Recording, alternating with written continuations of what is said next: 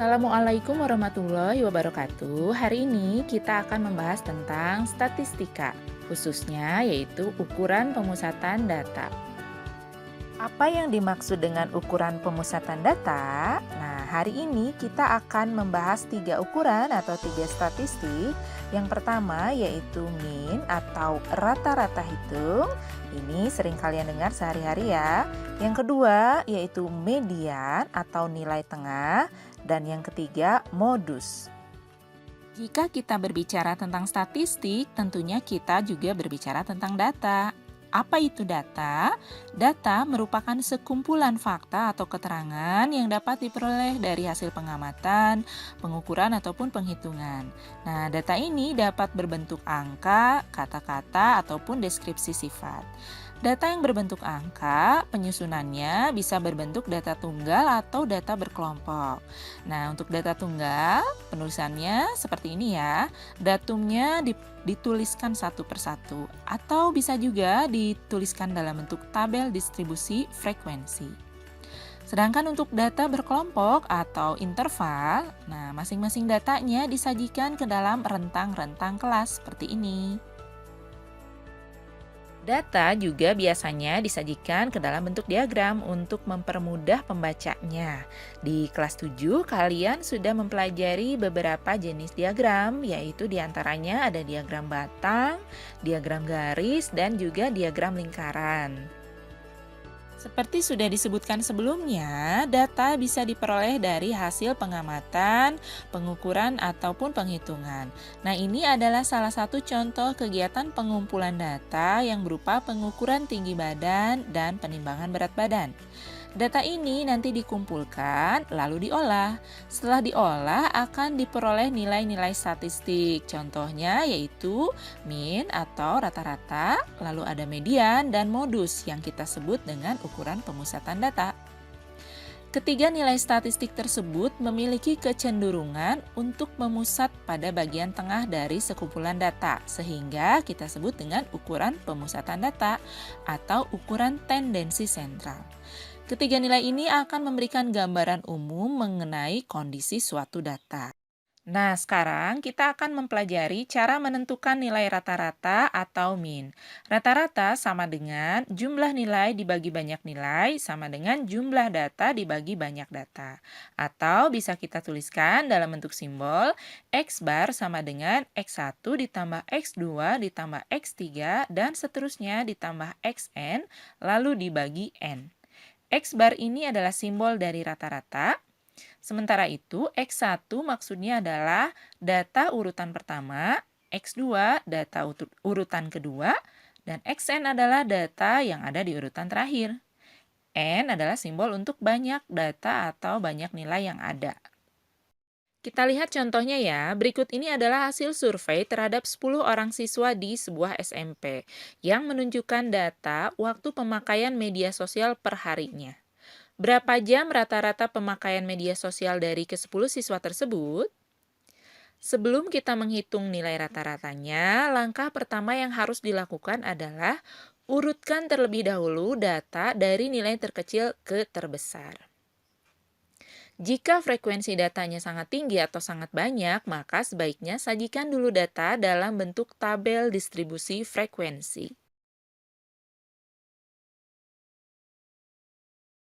Setelah kita mengurutkan datanya, lalu kita hitung rata-ratanya. Rata-rata sama dengan jumlah nilai dibagi banyak nilai, atau X bar sama dengan X1 ditambah X2, dan seterusnya sampai ditambah dengan X10, lalu dibagi 10, karena banyak datanya ada 10 buah.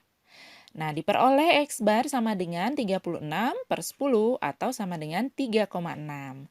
Jadi, 10 siswa tersebut rata-rata menghabiskan waktu 3,6 jam per hari untuk memakai media sosial. Berikutnya, kita akan menghitung rata-rata data tersebut jika disajikan dalam bentuk tabel distribusi frekuensi. Nah, tabel ini sangat berguna jika frekuensi atau banyak datanya itu sangat banyak. Nah, Kolom pertama ini menunjukkan data waktu pemakaian medsos. Kolom kedua menunjukkan frekuensi atau banyak siswanya. Nah, lalu kita tambahkan kolom ketiga yang menunjukkan hasil perkalian dari masing-masing data dengan frekuensinya. Nah, seperti ini ya. Untuk data yang berbentuk tabel frekuensi, rata-rata bisa dituliskan dalam rumus jumlah dari frekuensi dikali nilai, lalu dibagi jumlah frekuensi. Nah, diperoleh hasil yang sama dengan yang sebelumnya ya, yaitu 36/10, atau sama dengan 3,6 jam per harinya. Sekarang kita lihat contoh lainnya ya. Diagram batang berikut ini menyajikan data nilai ulangan matematika dari kelas 9A. Pertanyaannya, berapa banyak siswa yang mendapat nilai kurang dari rata-rata? Sebelum kita menentukan banyak siswa, tentu kita harus mengetahui dulu nilai rata-ratanya. Namun sebelum itu, kita juga harus bisa membaca dan mengartikan data yang ada di diagram batang ini. Kita lihat satu persatu ya. Yang mendapat nilai 50 ini ada sebanyak 3 orang siswa. Yang mendapat nilai 60 ada 2 siswa. Nilai 70, 8 siswa. Lalu nilai 80 ada 10 siswa. Nilai 90 ini ada 5 siswa. Dan terakhir nilai 100 ada 2 orang siswa. Nah, data ini sebaiknya kita sajikan dulu ke dalam tabel distribusi frekuensi untuk mempermudah menghitung nilai rata-ratanya.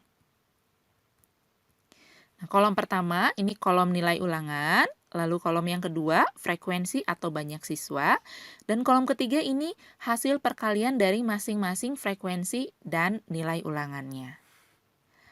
Rata-rata diperoleh dari jumlah frekuensi kali nilai, lalu dibagi dengan jumlah frekuensinya.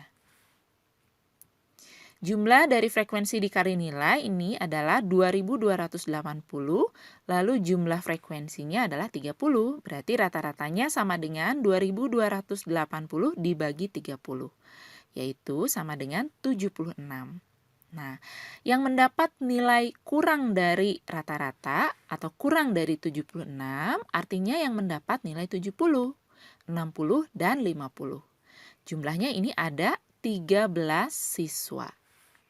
Jadi, banyak siswa yang nilainya kurang dari rata-rata adalah 13 orang. Setelah kalian memahami tentang cara menentukan nilai rata-rata, selanjutnya kita akan mempelajari cara menentukan median atau nilai tengah. Untuk menentukan median dari suatu data tunggal, langkah pertama yaitu urutkan data dari nilai terkecil ke terbesar. Berikutnya, jika banyak datanya ganjil, maka median terletak tepat di tengah-tengah kumpulan data. Akan tetapi, jika banyak datanya genap, maka median merupakan rata-rata dari dua data tengahnya. Untuk lebih jelasnya, mari kita lihat contohnya ya. Tentukan median dari masing-masing data berikut ini. Data yang pertama, ini banyak datanya ada 1, 2, 3, 4, 5, 6, 7. Berarti ganjil ya. Untuk data yang kedua, ini banyak datanya genap. Kita lihat satu persatu. Untuk data yang pertama ada 7 buah, berarti ganjil ya. Nah, langkah yang pertama adalah mengurutkan dari nilai terkecil ke terbesar. Setelah diurutkan, baru kita bagi data menjadi dua bagian, yang masing-masing sama banyak. Di kiri ada 3, di kanan ada 3 juga, lalu ini tengah-tengahnya tepat ada di angka 8. Berarti yang menjadi median adalah 8. Untuk data yang kedua, banyak datanya ada 8 buah, berarti genap ya. Kita urutkan dulu dari nilai terkecil ke terbesar. Setelah itu kita bagi menjadi dua bagian, masing-masing sama banyak ya. Di kiri 4 data dan kanan 4 data. Nah, nilai tengahnya adalah rata-rata dari 7 dan 8 yang ada di tengah ini. Rata-rata dari 7 dan 8 adalah 7 ditambah 8 dibagi 2, yaitu 15 dibagi 2. Sama dengan 7,5. Berarti mediannya atau nilai tengahnya adalah 7,5. Untuk data yang berbentuk tabel distribusi frekuensi, jika banyak datanya ganjil, maka mediannya adalah nilai yang ada di urutan ke N+1/2. Jika banyak datanya genap, maka mediannya adalah setengah dari nilai urutan ke n per 2 ditambah nilai urutan ke n per 2 plus 1. Untuk lebih jelasnya, kita lihat contohnya saja ya. Tentukan median dari masing-masing data berikut ini. Ada dua buah data. Data yang pertama, ini banyaknya ganjil, lalu data yang kedua banyaknya genap. Kita lihat dulu yang pertama ya. Nah, kita tambahkan satu kolom lagi pada tabel. Kolom ini menunjukkan urutan dari masing-masing nilai. Nah, maksudnya bagaimana? Maksudnya seperti ini. Nilai 50 frekuensinya 2, artinya nilai 50 ini ada di urutan pertama dan kedua. Nilai 60 frekuensinya 3, artinya nilai 60 ini ada di urutan ke-3 sampai 5. Nilai 70 frekuensinya 8, artinya 70 ini ada di urutan ke-6 sampai dengan urutan ke-13. Nilai 80 frekuensinya 10, berarti 80 ini ada di urutan ke-14 sampai dengan 23. Terakhir, nilai 90 frekuensinya 2, berarti 90 ini ada di urutan ke-24 sampai 25. Jelas ya? Nah, median untuk data yang banyaknya ganjil ini sama dengan data yang ada di urutan ke-25 plus 1 per 2. Atau sama dengan data yang ada di urutan ke-26 per 2. Sama dengan data yang ada di urutan ke-13. Nah, kita cari data atau nilai yang ada di urutan ke-13. Nah, urutan ke-13 ada di baris ini ya. Mediannya, yang menjadi mediannya adalah nilainya atau datanya. Berarti mediannya adalah sama dengan 70.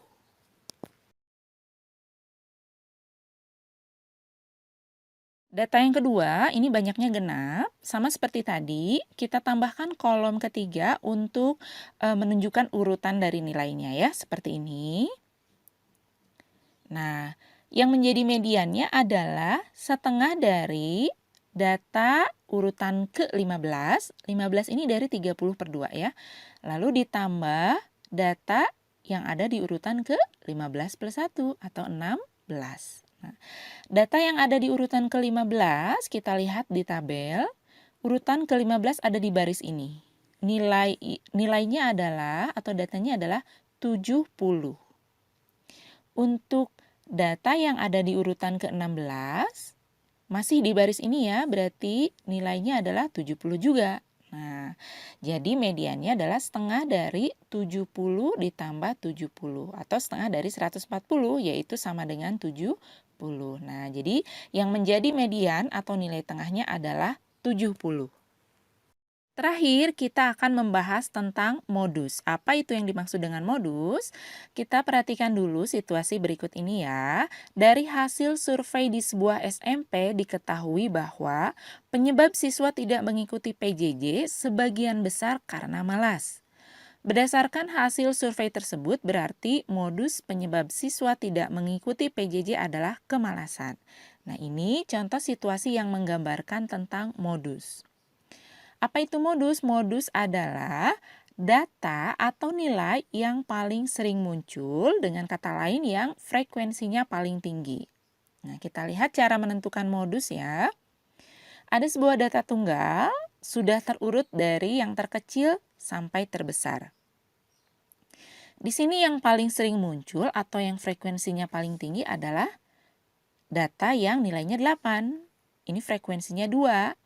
Yang lain frekuensinya hanya 1. Berarti yang menjadi modusnya adalah 8.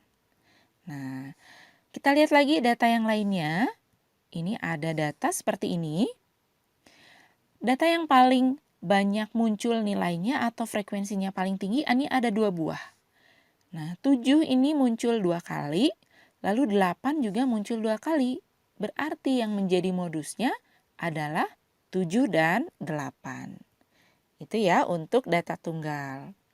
Bagaimana dengan modus dari suatu data yang disajikan dalam bentuk tabel distribusi frekuensi? Nah, mudah saja kalian tinggal lihat nilai yang frekuensinya paling tinggi. Nah, pada data ini yang frekuensinya paling tinggi adalah 80.